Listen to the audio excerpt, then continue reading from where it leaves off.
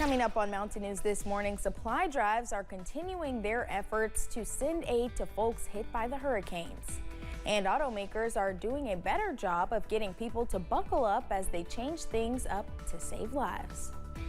Dedicated to Eastern and Southern Kentucky, this is WYMT Mountain News this morning. Good morning, I'm Madison Carmouche. We're at 6:30 this Friday morning. Let's check in with meteorologist Megan Dusmall for a look at your forecast. Friday, I'm excited.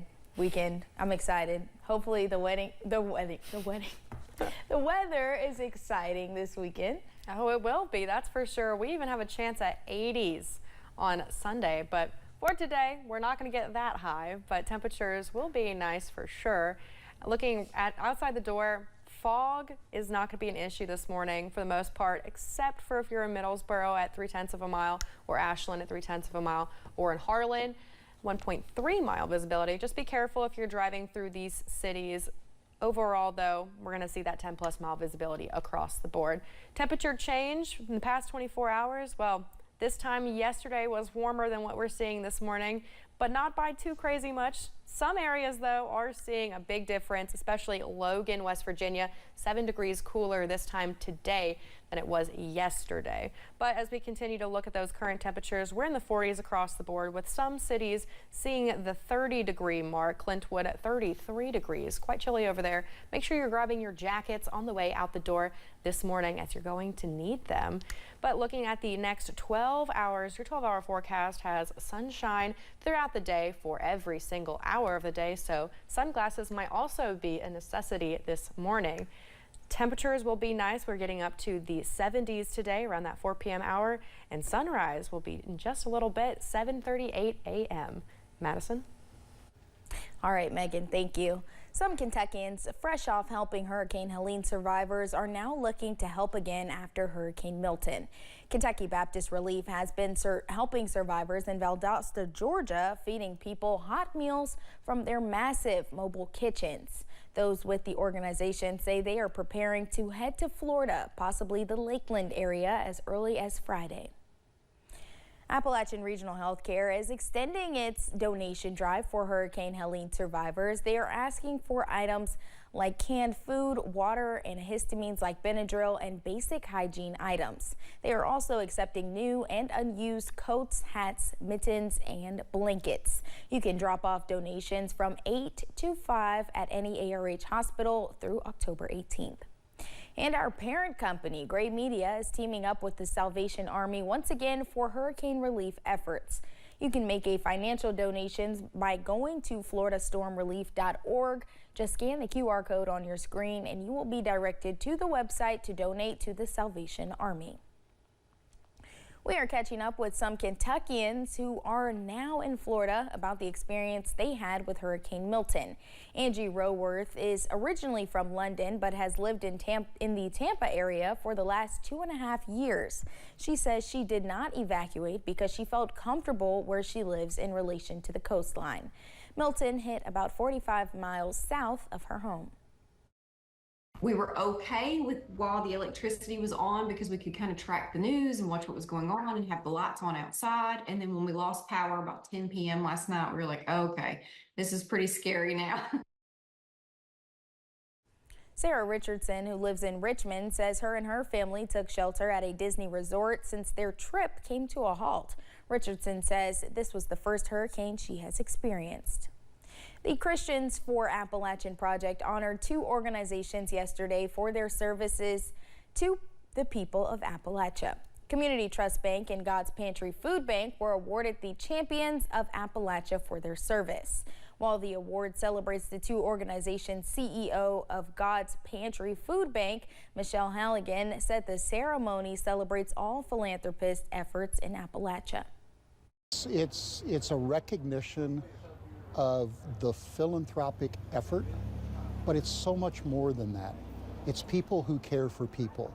It's people who recognize that folks need a hand up, not a hand out. God's Pantry Food Bank serves more than 20 million meals to people in need per year.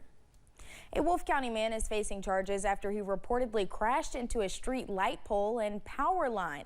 Leslie County deputies responded to the incident, which happened yesterday morning in Hayden. When they arrived, no one was inside the Nissan. Deputies later saw a man stumbling, identified as Joseph Burkhart, across a parking lot with marks consistent with a car crash. After being released from a hospital, Burkhart was taken to the Leslie County Detention Center. A Pike County man and woman are facing charges after police noticed the vehicle they were driving had a broken windshield. KSP troopers were patrolling the area on Tuesday when they noticed that issue. This led to a chase where the vehicle was all over the road before going into a ditch. The driver, Austin Sloan, was arrested after failing a sobriety test. Sloan and Alicia Robinson were taken to the Pike County Detention Center. At least 5 kids were injured following an incident at the Jenny Wiley Festival. In a post on social media, Prestonsburg Mayor Rick Hughes said a ramp broke at the carnival. Mayor Hughes said first responders quickly assessed the situation and those involved were taken to the Highland ARH Regional Medical Center to be checked out. Hughes told WYMT he believes all of the children are okay. Officers with the London Police Department say they have received reports of a phone scam in the area. In a post on Facebook, it says the person claims to be with Kentucky Utilities and threatens to turn off the victim's power unless they make a phone payment. They say to verify information to make sure to call KU directly before making any payments over the phone.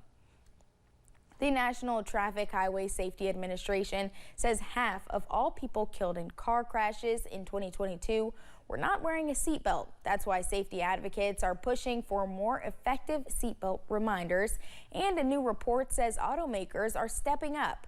CBS News transportation correspondent Chris Van Cleve reports. This test highlights the importance of seatbelts. The driver is wearing one, but the backseat passenger is not and slams into the front seat. Seatbelts are the #1 safety feature in your vehicle. They dramatically reduce your risk of dying in a crash. David Kidd is a senior research scientist at the Insurance Institute for Highway Safety, which has pushed for seatbelt reminders that go beyond federal standards. We want seatbelt reminders to be loud enough that you can't ignore them. For the front row, an auditory beep lasting at least 90 seconds. When IIHS tested new car models in 2022, only 17% met their higher standard and earned a good rating. But that has changed dramatically. This year, 62% of new models received a good grade. The Ford Maverick is one of those improved vehicles. It used to have a short chime when the driver failed to buckle up and just a small warning symbol on the dash. Now there's a loud chime and a flashing visual warning. The manufacturers are not only improving those reminders for unbuckled front row occupants, but they're adding them for the rear rows as well. That includes the Volvo X40. If a passenger unbuckles in the back seat, the chime is now louder and longer. IIHS says good warnings increase seatbelt use, and if every vehicle had them, it could save nearly 1,600 lives a year. Chris Van Cleve, CBS News, Phoenix. The IIHS says some automakers are also adding seatbelt alerts for the third row.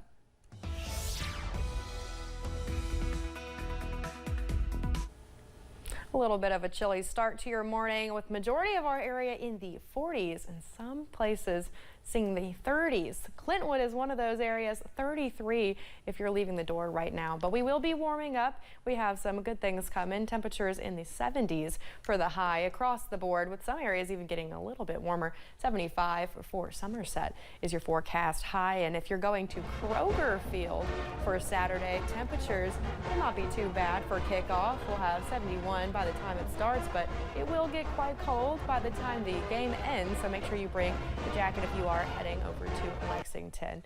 But if you're taking a stop at the bus stop, it'll be nice and clear and chilly this morning, so make sure you have a jacket while you're waiting for the bus, but it will be in the 70s by the time you're heading home. Madison? All right, Megan, thank you. The Magoffin County area is mourning the death of a high school senior, with those who knew her saying she was taken too soon. Magoffin County High School senior Kayla Elum died Sunday after a car crash, leaving behind a community and classrooms full of people to remember the person she was. The school took time yesterday to remember Elum, releasing a single balloon during a prayer circle. Kayla was one of ours.